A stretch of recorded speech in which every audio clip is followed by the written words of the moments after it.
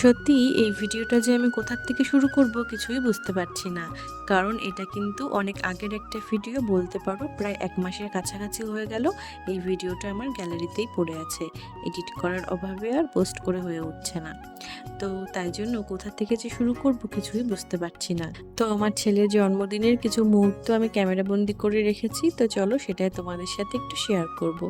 তো প্রথমে আমি দুপুরবেলার দিকে গেছিলাম একটু মাকে আনতে। তো তারপরে এসে কিন্তু আবার সেই সন্ধ্যাবেলার থেকে আমি ভিডিওটা শুরু করলাম। তো জন্মদিনে পায়েস হবে না সেটা তো আর হয় না। তো তাই জন্য দেখো এখানে পায়েস রান্নার জন্য প্রস্তুতি চলছে। তো তারপরেই না যেখানে কেকটা কাটা হবে, তো পেছনে ব্যাকগ্রাউন্ডটা কিন্তু এইভাবে একটু ডেকোরেশন করা হয়েছিল। তো তারপরে পায়েসটা রান্না করা হয়ে গেলে ওকে যেহেতু একটু আশীর্বাদ করবে সবাই মিলে, তো তাই জন্য কিন্তু ঘরের মধ্যে আমি একটু এইভাবে সাজিয়ে দিয়েছিলাম। আর তারপরে রান্নার কাকিমা চলে এসেছিল।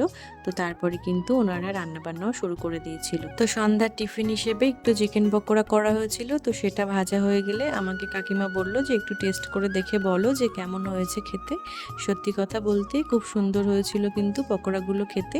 তো গরম গরম সবাইকে আমি পকোড়াগুলো একটু সার্ভ করে দিলাম। তো তারপরে তোমাদের দাদাভাই কিন্তু কেকটা নিয়ে চলে আসলো। আর হ্যাঁ, কেকটা কেমন হয়েছে সেটা কিন্তু তোমরা আমাকে জানাতে ভুলো না।